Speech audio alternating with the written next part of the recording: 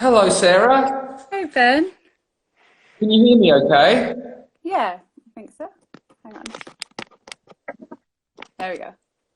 Good to see you there. Yeah, you too. I think this is our first ever digital chat together. I So that's good. know. When I I know. normally see you on the Straza. Yeah. So I thought I'd just give a quick introduction to the people that may not know who you are. hmm Sarah Messerschmidt is a Canadian-born, Berlin-based arts and culture writer. She graduated from the University of Glasgow in their Art, Politics, Transgression 20th Century Avant-Garde program. That is one hell of a title. Did I write that? I actually feel nervous now. In which my main focus concerned the later film works of the artists Adrian Paki? Patchy, I think. You think, oh, okay, well, it's not known. Good. So maybe that brings us to our first question then. Why were or are you so interested in Adrian Paci? Can you tell us a bit more about that? Um, yeah, it was kind of almost like a fluke the way I encountered him because I saw one of his videos, the one I wound up writing about, which is called The Column, on a trip to Poland maybe 4 years ago or something. And it was like, Mhm. it was part of a big exhibition with other artists. And it was, I think, like toward the back, it was sort of the last thing you see. And um, I remember just being really maybe moved by it, but just really interested in it. And the film itself, for anyone who doesn't know, has a lot to do or sort of explores themes around economics and the way labor is performed in the art industry. And it really, at the time and still does, was kind of giving me a lot to think about in terms of inequalities in the art system and in an industry or a system or a set of values that I believe in, but also see to be problematic. So it was a Mm. nice vehicle for me to start exploring that. So what's the format of the film made by Adrian Paci? It's a documentary focused on a specific place or gallery, or what's the content of the film centered on? Yeah, it's so it's shot in a really interesting way. It is kind of like a documentary, but it's very cinematic. I don't know if it was kind of scripted. I would assume maybe in some ways, but essentially it's about a piece of marble. It's excavated first in China and shipped to Italy. And Mhm. Pachi's whole interest in the process and the like most of the film takes place on board the ship, and people are employed by him to sculpt it into a marble column. Um, and he learned about this, like the possibility of doing that specifically in terms of reproducing like very European monuments and sort of like, yeah, pillars, kind of pun, yeah, pillars of Mm. European art legacy. And you can outsource that cheaper and maybe more efficiently in places like China. So he Wow. reproduced the system and then I guess kind of exposes that that's possible and yeah, the inherent Mm. problems with it. And what's the film called? It's called The Column. It's called The Column. Okay, that might be my next film. I'm gonna write that down to watch The Mm. Column. How old is it? Is it quite contemporary, or what's the Yeah, I think he made it in 2013, so quite recent. 2013? All right, that's a hot tip for the Mm. quarantine, maybe. Yeah. Adrian Paci's The Column, Yeah. 2013. Sounds good. Yeah. Um, what originally brought you to Berlin? Um, Yeah, what was the reason behind being here? There was really no reason actually. I think I Classic, classic. before and the beginning of my time here really I think fits that, like having no reason and also feeling like I floated around for a long time and didn't really know what I was hmm doing and also experimented a lot because of that. Um, hmm but yeah, with Berlin, I'm sure a lot of people can relate. I just always had a feeling for it. It really was a place that I could make a life in, and it excited me and felt like there was a lot more possibility than where I was living, which was Toronto, which is also a great city, but really wasn't for me at the time. Hmm. Yeah. Okay.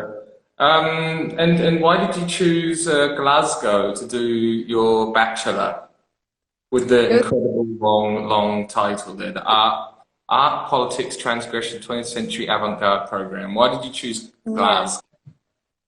That was also a bit of well, it was a master's program actually, so I knew first of all that it would be a year, as master's programs typically are in the UK, or at least in the humanities.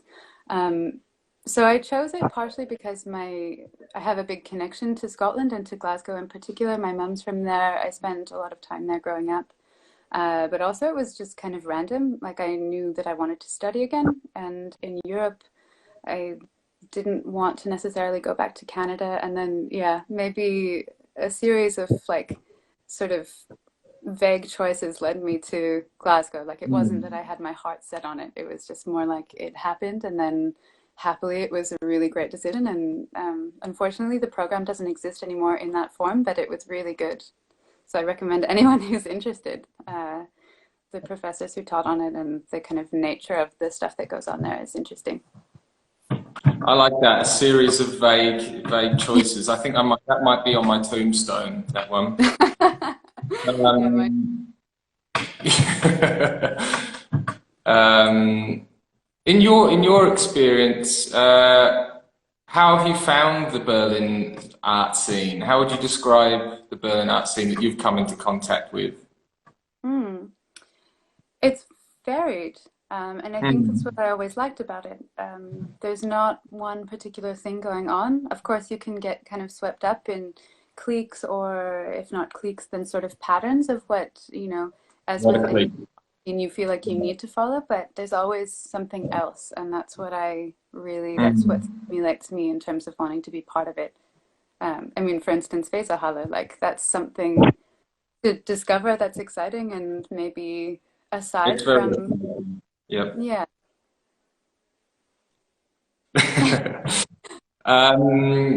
Quite well. Actually, that brings us on to onto our next question, because you've written now quite a few of our texts for exhibitions, and I think it would be interesting to sort of find out from you a little bit more about how you approach that process, and which aspects of the work you consider to be essential to be highlighted, and yeah, how you just generally bridge that gap between the viewer and the artwork. Like, what, maybe talk to that process a little bit, how you go through that. Yeah, well, I suppose it's always different because my connection or association with the people making the art is often different. Mm. So, um, I guess the best way of approaching something like an exhibition text is to just be able to talk to the person who you're writing about. Um, Mhm.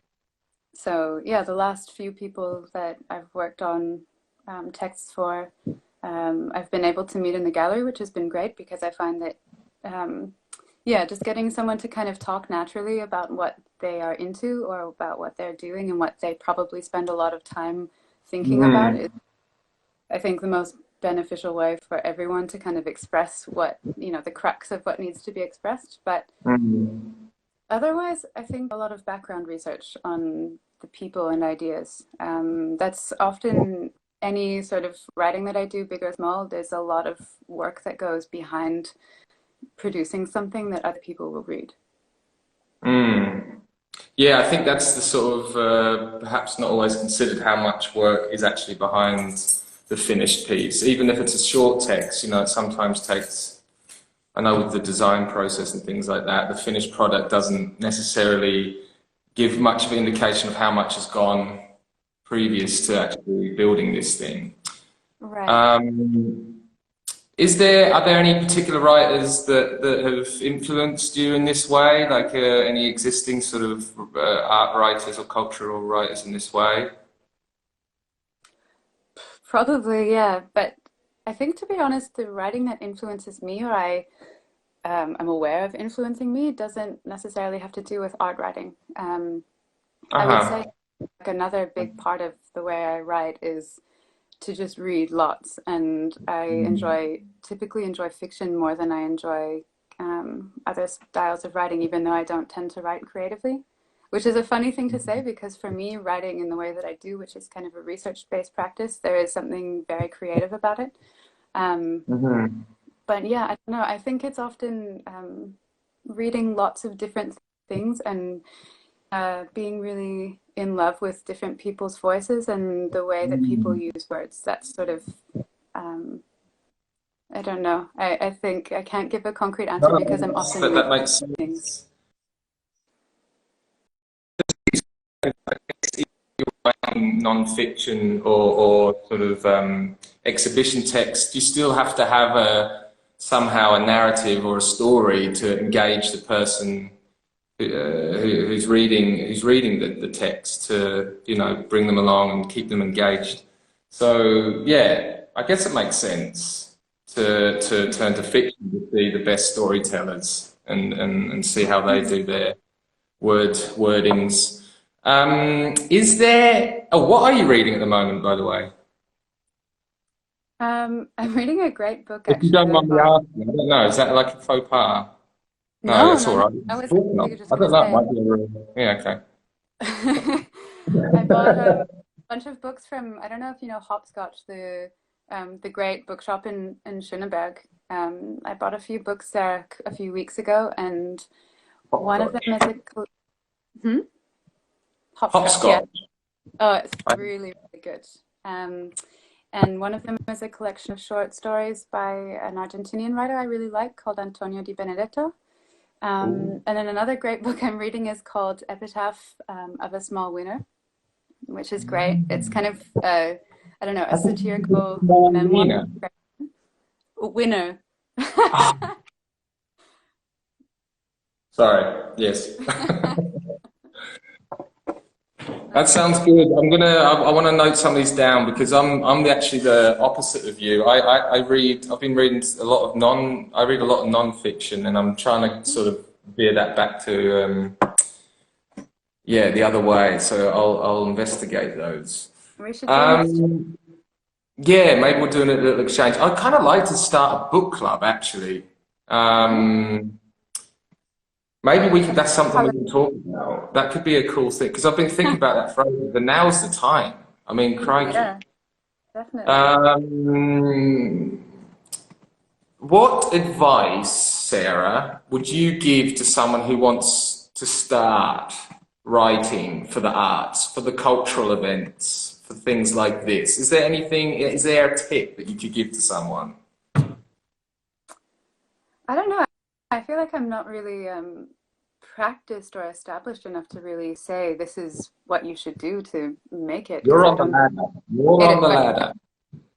Someone on a couple of rungs lower than you. I think that one thing I've learned fairly recently is to not be afraid to put myself out there, which in this case or often means like pitch to whoever and like make yourself known in whatever way possible, because yeah, people won't really find you. I think there's just so much going on in the world and lots of great voices and writers and interesting things that if you're not if you don't promote yourself, and it doesn't have to be sort of like self-branding kind of egotistical, just, you know, if you put yourself out there and if you talk to people, then they might develop an interest and you can develop a working relationship, and, you know, things build from there. Beautiful. I mean, that is great advice for anyone who works in any kind of arts. I think it's a difficult but a very necessary thing to really be comfortable, get to a place where you're comfortable about talking about what you're doing and being proactive and packaging all that up to share that with people. That is a really good bit of advice, and something that I think a lot of people struggle with, actually. So yeah, that's a cool bit of advice. I've got I was going to mention, actually, there was a recent article published, wasn't there, that you did on the Adrian Pashi. Did we say Pashi? Which I'll link to when we publish this video. because that's well worth the read and elaborates on what we were talking about before.